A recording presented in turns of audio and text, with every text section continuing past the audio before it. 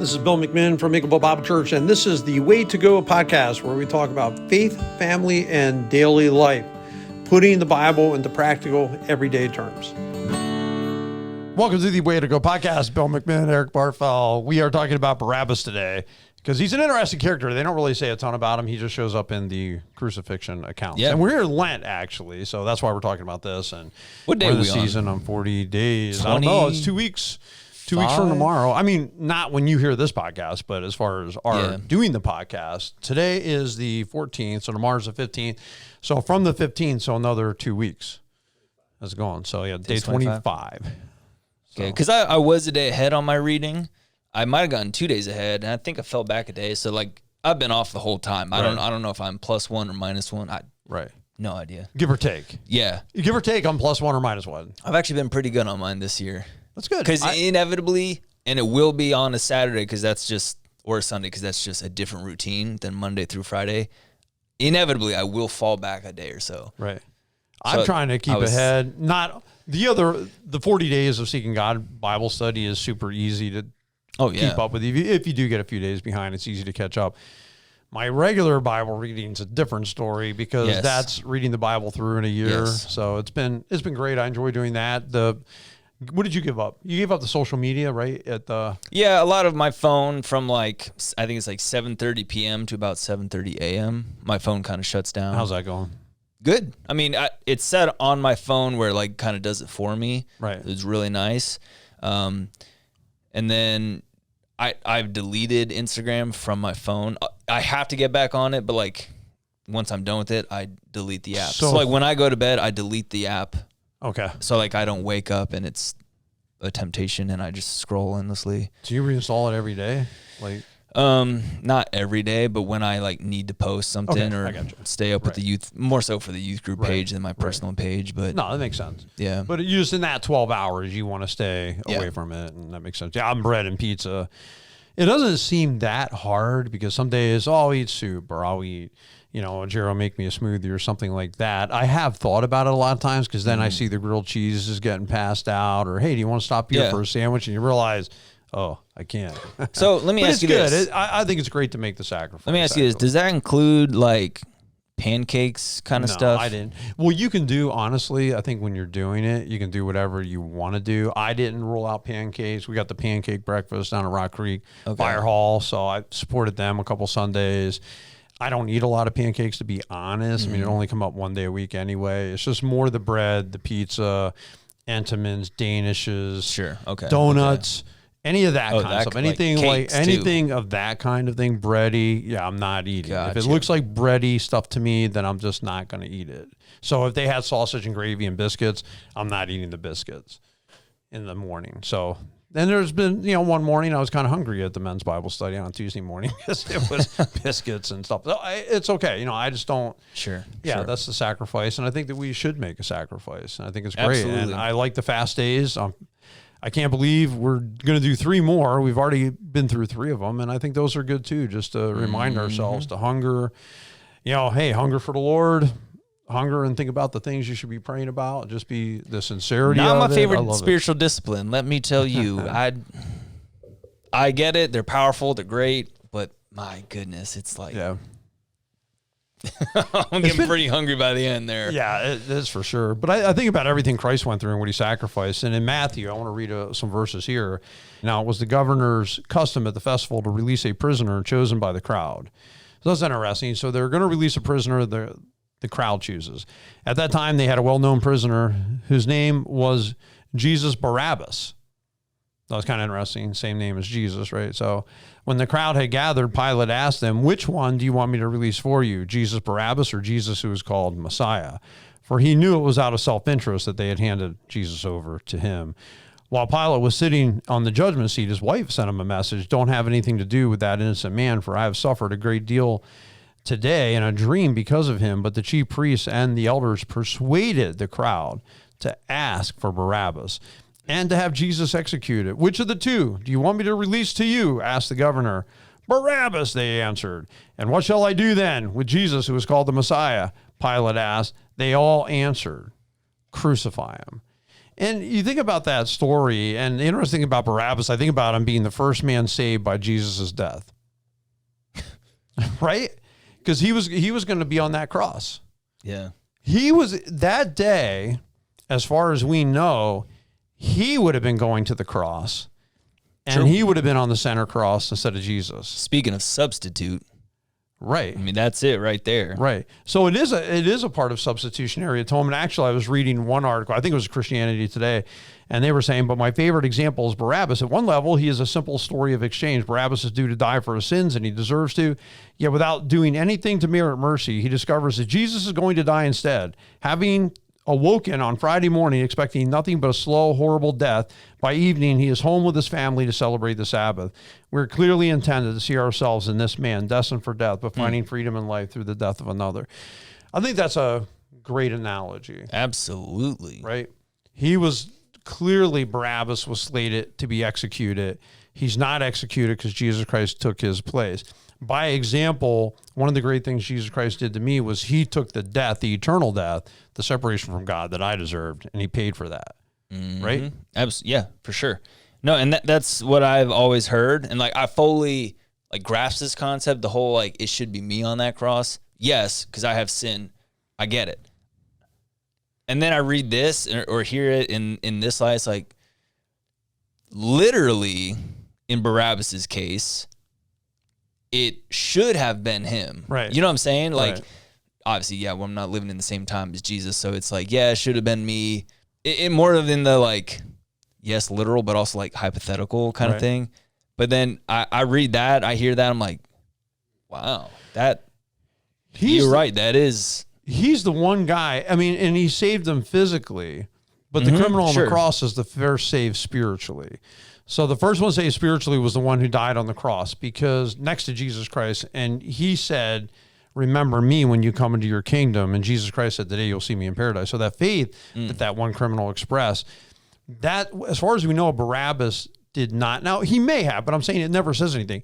As far as we know, he never expressed faith in Jesus Christ. So he got physical life because of the physical death of Jesus. We get spiritual life because of the spiritual death of Jesus. So if Barabbas was one who put his faith in Jesus, then he'd have eternal life. So he got a short-term stay of execution in some ways, but we all have to stand before God someday. Yeah, definitely. So every one of us is going to be in this position of a Pilate at the judgment seat, and we're all going to be before it, except instead of Pilate at the judgment seat, it's going to be Christ for Christians. If you're not a believer, then it'll be God at the great white throne, God the Father. So, but someday we're all going to stand before God, one way or another. So I look at that and say, yeah, Jesus Christ died so that when I do stand before God someday, I have a way into heaven. It's because he died on the cross for my sins. So he died for my salvation, which I think is a absolutely beautiful thing. Yeah, that is interesting. What do you think about Barabbas being the leader that they would prefer? I mean, yeah, that's... What's that? That's messed up, I guess, but pretty bizarre. Well, the thing is, he's the guy they want because that is the guy, like, they're actually want somebody to overthrow Rome. So when you think about what he's dying for, they're both men are pinned. They pin insurrection on Jesus Christ because he's the king of the Jews. So that's a threat to the Roman Empire. And that's one of the things they're trying to accuse him of in front of Pilate and saying, hey, he claimed to be a king. He's causing insurrection. Barabbas actually did it. He was actually an insurrectionist. People got killed in that rebellion that he was leading, but that's what they wanted. They actually wanted a leader to come in and throw off Rome. And I really do believe that they were disappointed that Jesus Christ was not coming to get rid of Rome. They could only think of the short term. Hey, get Rome out of here, overthrow, Messiah set up his kingdom. We don't have to pay attention or pay taxes to Rome anymore. We're going to boot them out. That's really what they wanted. Yeah. So Barabbas was way more the kind of leader they wanted than Jesus Christ was. Yeah. Huh. Well, no, and that, I don't know, that's kind of like the danger of, like, crowd think. Right. You know what I'm saying? Right. Like, you just join the crowd and you just start shouting whatever they're shouting. Well, you don't always get what's right. You don't always get the best option. You know what I'm saying? Like, that's the importance of, like, knowing what you believe. Right. Standing up for what you believe. Actually doing discernment, knowing what's right, actually doing what's right. So, I mean, I can't help but address that as well, like the crowd think aspect of it. It's like, you guys are just shouting louder and louder until you get your way. Like, And they wanted Barabbas. Are you sure you want Barabbas? You don't want Jesus Christ worked miracles. Jesus Christ healed the blind. He healed lepers. It's a travesty, truly, that they put a miracle worker like that on the cross. It's a disaster. But their motives were jealousy. When you think about the true motives of the leaders, Pilate knew that it was self-interest. It says in 2 versions I read, self-interest. The religious leaders they were not really caring about Jesus Christ being an insurrectionist because they want Barabbas. Barabbas is already guilty of doing that stuff. So they're claiming that, Jesus, he's claiming to be a king. We should get rid of him. He's an insurrectionist. While this is the hypocrisy of getting into this faulty thinking. And sometimes you just can't sustain your own thinking. But they're actually calling out a known insurrectionist and wanting him free. Well, tell me that makes sense. No, exactly. And that's the thing. It does not.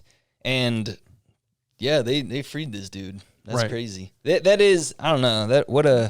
What a twist. I mean, even Pilate doesn't feel good about it. Right. And that's the other thing. Their own ruler is he's not feeling good about it. His wife's not feeling good about it. Right. And again, crowd think. Well, I think that Pilate was definitely influenced by the crowd because he was trying to let Jesus Christ go the entire time. I mean, clearly, and he washes his hands of the whole thing. I still think that Pilate's responsible before God for what he did. Because no matter what, you can't allow other people to do your thinking for you. So when the crowd's doing Pilate's thinking for him, he gives in. He's still responsible because he still made the decision. And that's what I've told my wife this. I've told others this. Well, this person did that because of, this other person or what this other person said. I said, let me tell you something. Everyone makes their own decisions. Everyone has the ability to think through a situation. What you decide is what you decide, period. You know what I'm saying? You can talk about influence, you can talk about that kind of stuff, but we're all responsible for what we decide, regardless of what the influence is. But I look at the true motives, and you look at Jesus Christ. I mean, he can do everything right, and he does. And Jesus Christ is the one actually with pure motives. Christ is actually the one here who really wants to do the right thing. He wants the salvation of people. He wants people healed. He's praying for people. He's feeding people. He's doing all this great work. Yeah. And yet he still encounters people who can't stand him for it. And because he didn't cater enough to them. I mean, that's really what it came down to. He just came in with his own authority. He didn't come through the avenues of the Pharisees.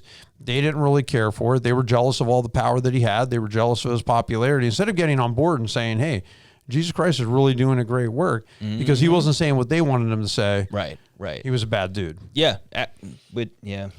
It is frustrating to read because it is fraudulent, you know? It's just man, every time I read the story, it's dude, this is kind of hurts. Right. That true injustice right there. Yeah, doesn't always sit well. It makes Christ relatable too. I mean, he's rejected by the people. He does everything right. He gets treated like dirt. And then choices, I think. We all have choices to make, like I was just alluding to, and they have the choice between Jesus or Barabbas. And we've got to ask, who would we rather choose? Who would we rather have? What kind of leader do I really want? Do I want the leader who's going to tell me the truth, or I want the leader who's going to tell me what I want to hear? What kind of leader do you really want to follow? Obviously, there's a clear choice laid out. Christ, Barabbas. Right. Yeah. They clearly made a choice, Barabbas. Right? That was their choice. They're responsible for their choices. And I really believe that all of us have that choice at times. Are we going to follow God? Are we going to follow our friends? The world. Follow Christ. We're going to follow the world. Yeah. What's the choice? What are we going to do when it comes to that clear choice? What do we want? And then you got to decide, okay, well, if you're going to deny Christ or you're going to walk away from Christ, then what, right? Are you going to be yelling, crucify him? Yeah. It's good. It's a good point. Right? Because I think of, 2 Timothy 4:3 talks about the end days. And it says, for the time will come when people will not put up with sound doctrine. Instead, to suit their own desire, they will gather around them a great multitude of teachers to say what their itching ears want to hear. It's kind of that's what they want. They want to hear what they want to hear. I was listening to a song. It was by Simon and Garfunkel. I believe it's called The Boxer. And one of the lines in the song is, still a man hears what he wants to hear and disregards the rest. And I really think that's so true in the day of Jesus Christ. They only heard what they wanted to hear, and they disregarded everything else. They disregard Christ's teaching. They disregard John the Baptist. They disregard the miracles. They disregard everything and only hear what they want to hear. And when Jesus Christ says, that someday you're going to see the Son of Man sitting at the right hand of the Father in the clouds of glory. They tear their robes and they want to kill him because that's blasphemy to them, instead of, no, that's truth. Like that's the truth that Christ is giving you, and they want to kill him for it. But again, everyone hears what they want to hear when it comes down to it. And I think that's something that we've got to be careful of. The crowd, Pilate, everyone being influenced by the voices of others. Well, what voice do you want to hear? Like, what do you really want to believe? Because you're going to tend to go that way, I think. And and unfortunately, I've seen this far too many times, and a lot of times it's people do it in a way to justify their sins, justify their actions, or they're choosing what they know is wrong, but they want to continue on in it, right? So they justify it, right? And you're exactly right. They choose what they want to hear. They don't always hear what they need to hear, the truth, what's going to bring them back. And I mean, it could be their best friend, like, hey, like pointing them back to Christ. We talked about this a little bit last night in youth group, just like the power of like relationships. And sometimes, honestly, sometimes when you have a relationship where you can speak truth into someone and they like start shutting that down, red flag, because they're doing this to justify, to shut out truth in any outlet that it's coming in order to justify their sinful lifestyle. From what I've seen, it's almost like a blindness. For them, for sure. I mean, in Isaiah, but like choosing it though. Yeah, but Isaiah was talking about them being, ears that can't hear, eyes that can't see. Christ referenced it. There's some type of way, honestly, like they're so blind to what the truth is. They're even going to argue about the sign that Pilate put up, King of the Jews, Jesus, King of the Jews, right? Well, no. Change the sign to, he just said it. He just said he was. He's not really. He just said he was. He just claimed it. He's not really. And Pilate's like, what I've written, I've written. But even that, they're trying to like just finagle it and change it and whatnot. But I believe there are times, because it says in the Bible, sin is deceitful. Jealousy is one of their sins. Jealousy can be one of those sins that's deceitful. And when I think of deceitful, there's that blinding aspect to it where you would think from the outside, when you look at it, or you look at somebody in addiction or alcoholism, pornography, any kind of thing somebody can get caught up in, it's easy for you to see it. For them, they're making every excuse in the book, why it's okay. And I've actually been there in my life too on certain things where it just took God waking me up to certain things. And then when you see it, you're like, well, what in the world was I thinking? Like, how do you justify these things? Like there's no justification for it actually. But in your own mind, somehow you're sweet talking yourself. Well, in my case, it's okay. You know what I'm saying? Or it's not that bad. It's not, because on the flip side is like people in that case have to take accountability for their actions. Right. And again, when you don't want to do that, you start blocking where the truth is coming in from in order to justify your sinful behavior, lifestyle, et cetera, right? So it's like, you're going to start blocking stuff out and you're not going to see it in the normal light. You're not going to hear it in the normal. Paul called it warped. He called something and it's just warped. Like it doesn't even make sense. It's not even a straight line of consistent thinking. It's just, this is what it is. It just doesn't make a lot of sense. And I mean, I think it's something we got to pray about, pray that our eyes are open to Christ and what Christ wants us to do. But the shouts of crucify him have always been haunting to me, that you've got this whole crowd of people that a week earlier, or roughly a week earlier, are chanting, hail him comes, Hosanna, blessed is he who comes in the name of the Lord. He's the king. He's coming up riding on a donkey. There's people behind him, in front of him. They're throwing down their coats. Now, in such a short time, hero to goat, they're yelling, crucify him. Now, granted, not saying that's the same crowd. I mean, Jerusalem's literally full of people. Sure. It's just whoever the crowd was there, highly influenced by the Pharisees, and they're big time to blame here. Crucify him. They're getting the people to chant it. And what a horrible thing to wish on somebody. Yeah, absolutely. Think about that. How callous that. Are you serious right now? Oh, yeah. Like you're chanting for anyone to be crucified. You don't even like Rome. You don't even like what they're up to. You throw them off in a heartbeat, and all of a sudden now because that suits your means, right? Or suits your needs. Right. All of a sudden now crucifixion's cool with you because they're getting rid of Jesus. Yeah. No, and I am real curious actually to know what kind of became of Barabbas too. Like, did he turn things around? Were his eyes open to it now? We'll find out someday. Like, did he? Yeah, right. But it's like, maybe at the same time, it's best we don't know. I did read about it. I think there are some traditions about him, but I don't know if there's anything solid. I was trying to read about him just Googling it to see if any early historians wrote about him, if anybody commented, but really to like a Josephus or somebody else, it wouldn't have been a big story. I mean, they're probably not even writing a lot about Jesus Christ being crucified. So it's not like it's 3 guys killed, like nothing new. I mean, Rome crucifying people is nothing super significant. Sure. You're giving up somebody. I don't know that it really played anywhere, what actually happened to the guy, but it is a great question. And I kind of like to know as well, but that's in eternity. We can look forward to, but what is your choice? What is your choice? When it comes to Christ, will we follow him? Will we not? What choices are we making? You guys all have a blessed and an awesome week.